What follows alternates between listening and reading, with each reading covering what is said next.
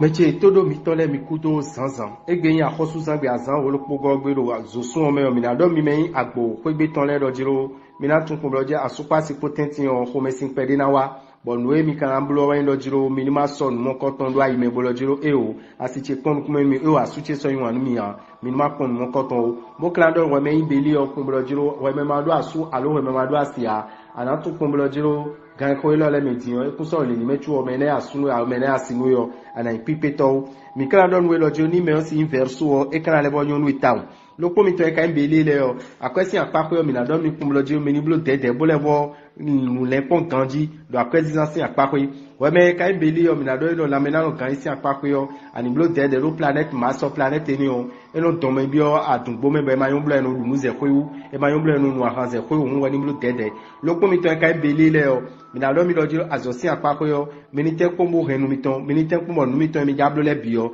e me enu bola ina soja gbangba mo mi kwina mo donawo we kwi mi kan zan 89 mi me kai agbozuka meton le o mi na don mi kumblojo mi tuna we me odo asu alo we me odo asio mi mo lojiro mi kuna do li lo po ko me sinawa mi tenti bo mi na do nu vovo do we me maka odo asu alo we me odo asia mi na don mi kumblojiro ani tuna jiro an pe asu alo an pe me na asinu yo nu mo koton mi kun do mi mo de nu e din o no an si apapo o bo kan do la kwesi apapo de so we ni tun kumblojiro ni aja ko nde bubo nu o ma ko inu boyin nu vena wa ni mali tame ni oton boblo dede nu akwezizan ro apa ni okwe no po mi to kan toro le mi na do mi lo planet yo Jupiter planet mo koton era wadagbe mi lo lame bo mi na ro kanji lo lame mi to me ni mi kawa ndudu si apapo yo mi na blo dede ahanunu amasiga nu mi ni jonu mo koton le ro ekun soro dagbe na wa mi o mi kawa azo si apapo yo mi na do mi kumlojiro mi na babna sonu kegero azo mi to me mi na babna khle ali gege azo mi ton si apapo mi na be ndi gege biblo nu mo koton le mi be nde bu biblo gona zo elo nu ko ikana le botinu nu mo koton we kwi mi na zanwe we kwi kogo mi me yin we ro bule o mi na do mi kumlojo we me odo asu alo we me odo asio mi na do mi kumlojo mi na tunojiro asupa si potenti kondo ko de bo awajijede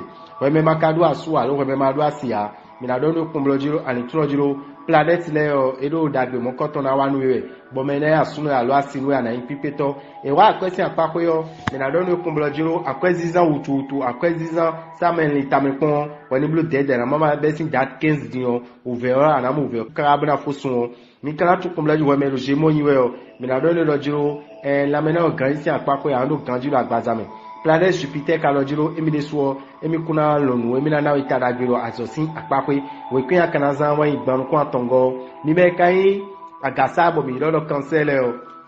mi na do mi kumlojiro we me odo asu alo we me odo asiyo bo mi odo po din liyo mi na mo jo wan mi ton na bo jija indvo we me maka odo asu alo we me odo asiya mi na do ni kumlojiro ana di blayin wan me de do igbesi asan we dandame ni mi kawa akwesi apapo yo dagbe na tinu da akwesi apapo bo ni tole gegere yiwa bo akunkana le lonu bo me de na tafu bi na do mi na du akweto do ya tweme o akuna lonu mo koton o ni mi ka pon la me na kan si apapo yo sport we am blo be na yonu asiblo sport pe yo e na yonu nu we bo ando agbaza mi kanji no po mi to e kai cancel yo mi na do mi kumlojiro azosi apapo yo mi na do mi kumlojiro ni mi tole gegere yiwa bo mi do nde le we nu mo koton mi na pe ubna bibloto we pin akana zan we kin kandego mi me kai kinikini le yo mi na do mi kumlojiro mi ni tunojiro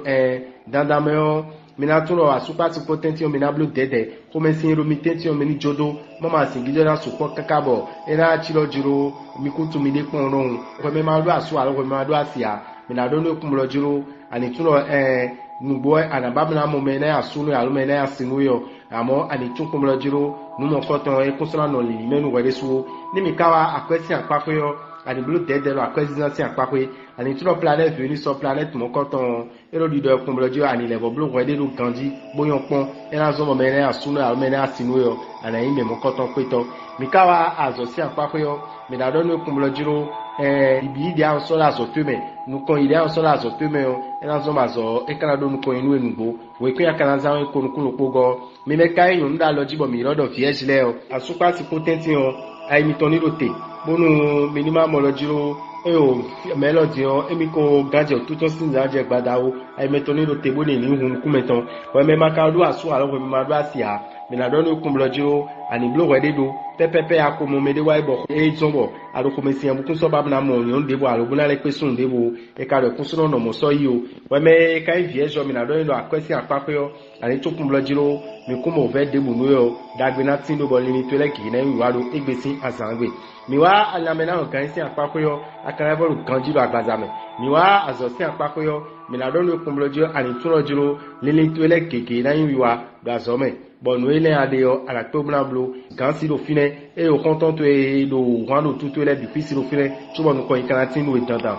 we pri akanaza we ko no ko atongo mi me kai balance le bo mi lodo nu dagale o bodo asu alo bodo asio mi na do mi no planète venu so e na no poka mi wo mi na do ganji bo asu pasi ko le on ki ko natinye we me makado asu alo we me mado asia ana blo dede lo igbe e me mo bi kwi janyon me a e lo jiro sika nu bi kwi konkun yin lo jiro sika we no yin dandan o we aitenu rote lo ko mi ton le mi kra bodo mi lo jiro mi ni tun lo jiro dagbe na tin mi lo akwesi apapwe bo mi trebe akwedo nde me o nu mo koton e kuna inu bla gbedo alo mi ton o e kra do mi me balance le lo jiro planète Uranus planète ino na zomo mi na lo ganji lo agbaza mi bla do nu kon yi azosi apapwe yo mini tu kumbolo jiro nuko iti la zo de susi apako inu bodu de jina miton we kwen mi nazan e wen okiten we go mi me kan ho click lele o mi na do mi kumbolo jiro dada me mi me keke natin mo na do asu mo na do asi bo ko mi sin pere kanale nu ma mo je me de gbe me o ina support mi we me ma do asu aro ko ma do asi ya mi na do ni kumbolo jiro lini tu e de bukuro wan isi apako yo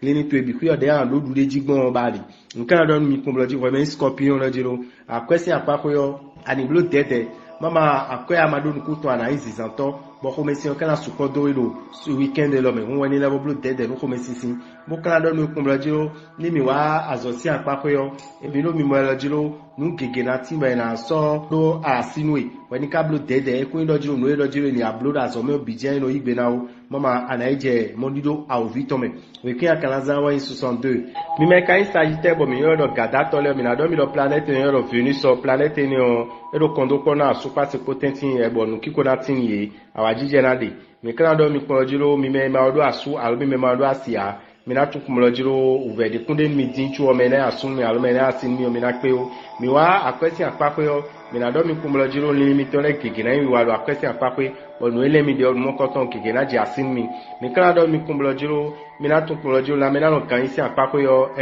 mi na bo kan ji la gbaza bo microbe na do tagba mi de kuna pe una pe jimi ton kamla do azon mi o mi wa azosi apapo mi na do mi do planète Jupiter de so ilo dagbe wa ni mi bo mi na lo ganji do azosi apapo ba zo mi ton no kon ina tina we kwe mi kana za wa 36 mi me e we zo gbano le bo mi lo Capricorn le o mi na do mi do mi de planète Jupiter ko Venus ko ilo dagbe wa no asupa se ko le bo kondo kona tinye we me makado asu alo we ma do asia ani to kumblo jiro mo jame kegena yiwan we me to na chemege tonji one chwa kana to kumblo jiro ana do yigbe nme de do emeo ina le nubula le ve onwe tam mikawa akwesi apapo yo mina do lo wen level to hun gona bo tun jiro emi to hun jawe o nuko ina tinu mi ka bo sun lo ina foko awajije konomi na mena lo kan isi apapo mina do mi lo planète Uranus so ina na mi na mesi hun sidagbo mina lo ganjiro agbazame azosi apapo yo mina do mi kumlo jiro nde bude mina bamla don hamele nde bude mina bamla do dude jiton mina do dude jiton dandan lo azosi apapo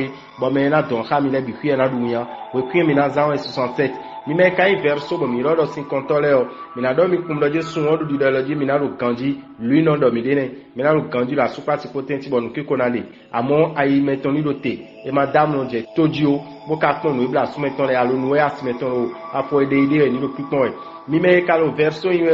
bo ma do asu alo bo ma do asia mina do mi kumlo je mi ni to lo jiro dandan me yo me ne asun mi alo asin mi o mi aja pipegbe yo me de bo mi pe le tro mina do wan yin me asun po no e yo do coup de foudre mina mi montoro egbe a question apapo yo mina do mi kumlo jiro mini blo dede trala no e ma yi famille ton akwa famille ton eniyan alo deme mama khona je konu me bo kana do mi lo jiro na me na no gansi apapo yo mi mo lo je ko me sin na so konu mi do egbe bo ko me sin no ko ni o le so e na bi azo sin apapo ni mi me no la zombo no ele mi de bla blo azo sin apapo yo mi na pe bla blo de bo abo le bi fina gada do mi na le wa gidibi mo mi ni blo dede we kwe mi kana za 56 mi me kai we vile yo mi na do mi kumlo jiro asopa si potenti yo awajije na de bon kiko na de do mi teti bo mi kana level do fifa nu mi de na level yin wan mi de gona we me maka do asu alo we ma do asia mina don kumlo jo planet like gigeyo ero dagbe na wan mi obo wan yin sin apakoyo nuko ina tin mi e kan la akwesi apakoyo mina don mi kumlo jiro ero do jiro ali dagbe na hun mi nuko ina tin mi lopo de mina lokon ai mi ton ni lote boni mi ni tunu me mina be akwedo alo ni mina blogum na ma akwa ai mi ton ni lote la pa ni hwe ni mi wa na me na gan sin apakoyo mina don kumlo jiro